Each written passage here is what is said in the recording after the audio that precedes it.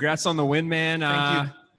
Been a while since we saw you in the cage, so Yeah. I guess let's start with that. How nice was it to just get in there, compete, and get back to the way things were? Yeah, like that was kind of first and foremost.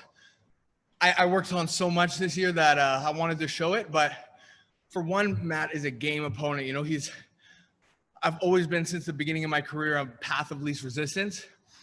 I feel like I could have outstruck him, and I was outstriking him, but why give him a puncher's chance, or why even make it that, like, I know if I turn the knob, which I have the capability of doing because I excel in other areas, that I can completely dominate. So why wouldn't I go that route? You know, I really wanted to finish, but getting those 3 rounds in was kind of crucial to me too, because a year, so I think 13, 14 months off, it does show. Like you can be in the gym and have hard training rounds, but nothing compares to somebody going 100% and essentially trying to like kill or be killed. You know, like in the gym, guys will give you positions, you'll give up your back, you'll work, you're not going 100%.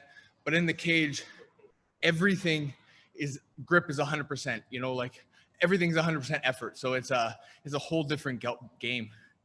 And when we spoke before the fight, you told me you really liked the matchup. And I mean, if you go back and watch, you told me you're an MMA nerd. So Yeah. if you go back and watch Matt's couple UFC fights, it seemed like that was a problem that he had, was when people would take him down, he wasn't able to get back up. So was that really the game plan coming in here? You felt like you really had a big advantage there?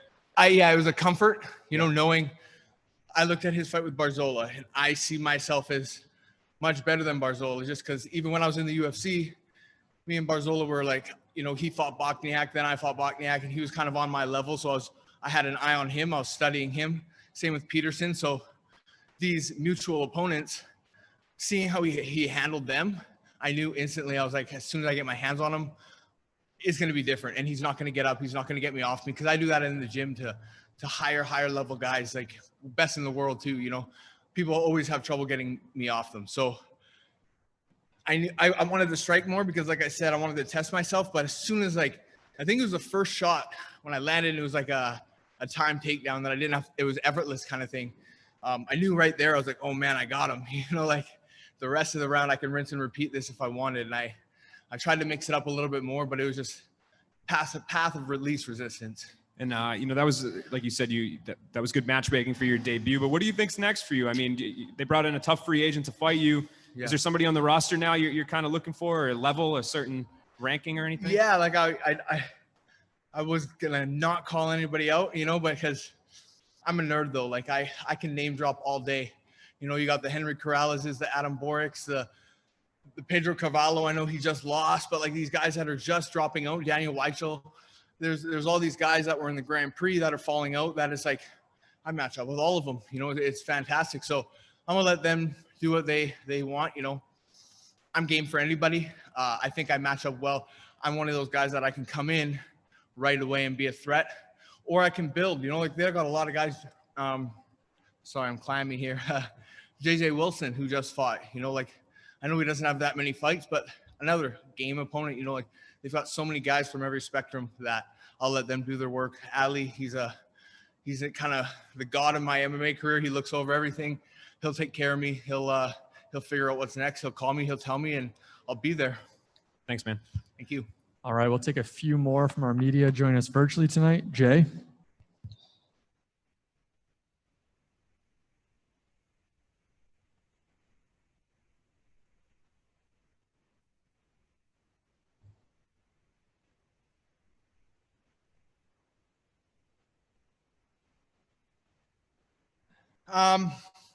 2021 is probably more realistic. I came down to Vegas, not leaving until I got a fight. You know, I've been training in hard training camps since September.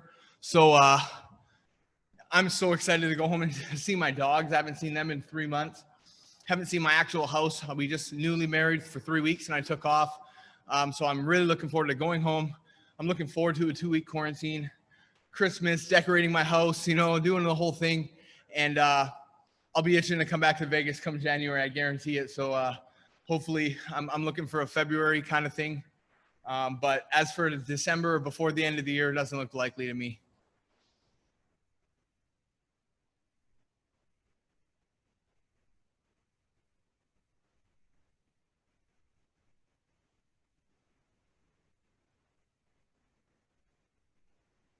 Yeah, I like the tournament style.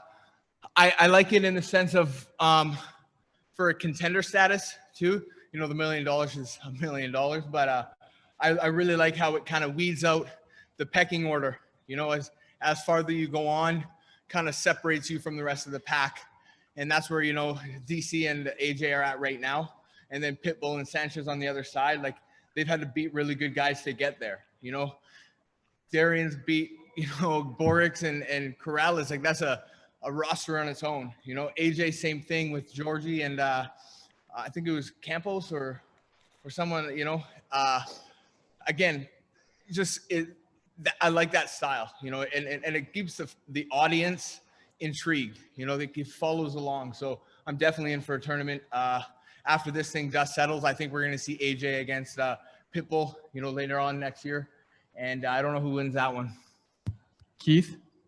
Hey, Jeremy, it's Keith Schilling from Sherdog. Congratulations on the victory tonight. Thank you very much. So we were just talking about the Grand Prix. You know, we all love the Grand Prix because we got the best guys fighting each other. The bad part of it is the best guys just all fought each other, and a lot of times the winner of it will face someone who wasn't in the Grand Prix. Is there any chance that you're thinking, hey, maybe I'll get the title shot? And if so, you know, do you feel like you match up great and that's something that you could win right away? Yeah, like I feel like it's great timing for me to come into Bellator. You know, the landscape, you know, me and Nolan were talking about this actually. The winner of this is going to have already fought or be ahead of all these guys in the tournament. So I'm a new face. I'm a fresh face, someone that they haven't seen.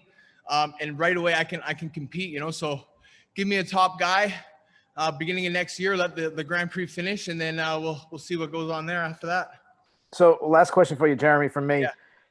If I asked you about any of the guys at Grand Prix, you said you're a nerd. You could break down all the skill sets. So how about you analyze yourself for a second? And obviously, you know that you need areas to grow. Where would you say that you would like to make the biggest improvements between now and your next fight? It's so hard because I go in there and I take guys down, and I keep them there. So my striking, I mean, I wish you guys can see me in the gym in the sense of I strike. I can strike really well. I'm a nerd when it comes to the striking as well. You know, I've got combo books in my phone, and that I work with Coach Nixick. I have sequences and everything, and I'm comfortable on my feet. But it's so hard to not take somebody down when I get my hands on them and I can feel it. You know, it's like I'm not a collegiate style wrestler or a freestyle. I've never wrestled in high school or anything like that. I got that kind of Khabib style. You know, I love the cage. I love the clinch, the takedowns, and I love the mat returns and the ride time, you know, on the back. And people can't get me off them. I got a grip strength that I love, you know, and it's going to take somebody to be able to keep me off them for me to show my striking. And areas to improve, there's always areas to improve, but I think I've kind of laid the blueprint of what guys got to worry about moving forward. We have time for a couple more here. Santiago. Hi, Jeremy. Congratulations on an extremely dominant performance. Thank you. Your corner got some camera time during the broadcast, and on TV, we could see you react immediately when your coach told you something to do. How important is your corner for you during a fight? Very important. You know, it's comfortability. You know, a lot of it is some of the things he's saying, like you can have coaches that are too technical, you know, fade out to the whatever, you know, and the sequence is gone. You know, it's a live fight. But having somebody that I'm in the gym with, I've been with Eric Nixick, Coach Nixick, for day in, day out for, you know, 3 months. Sparring, he watches my rounds. We hit pads together. He watches my grappling rounds. So he just knows me. He knows what I need to hear. He knows what I love to do. He knows my style. So when he sees me doing things that aren't necessarily his specialty or anything like that, he just knows to remind me of certain things. Slow down or move this way or touch this part, touch this body or move this leg or whatever, just small little key things. And it kind of brings me right back. You know, I'm in Extreme Couture. It's 3:30 on a Tuesday. I'm sparring my teammate. I'm in top half guard and I'm starting to let it slip my position away. And, you know, he's reminding me right away. And there's no difference here. You know, it's kind of funny, but I love this new era. You know, I was instantly comfortable. I walked into the cage. I looked around. I just saw Bellator staff everywhere. I was like, you know what? This is just another day. I get to compete. This is what I do. I'm I'm sleeping, 2 minutes up the escalator. I just come down, clock in, do my job, and I'm going back to my wife right after this. So it's pretty cool. And then last thing for me, it's been a while since Bellator has put up an event in Canada. The last time was in 2014. How much would it mean to you if Bellator would return to your home country next year for a big event? Let's do it. Come on. I mean, coronavirus has kind of messed that up, especially in Canada. The commissions are not having any kind of, it's a tough time to be a Canadian regional fighter.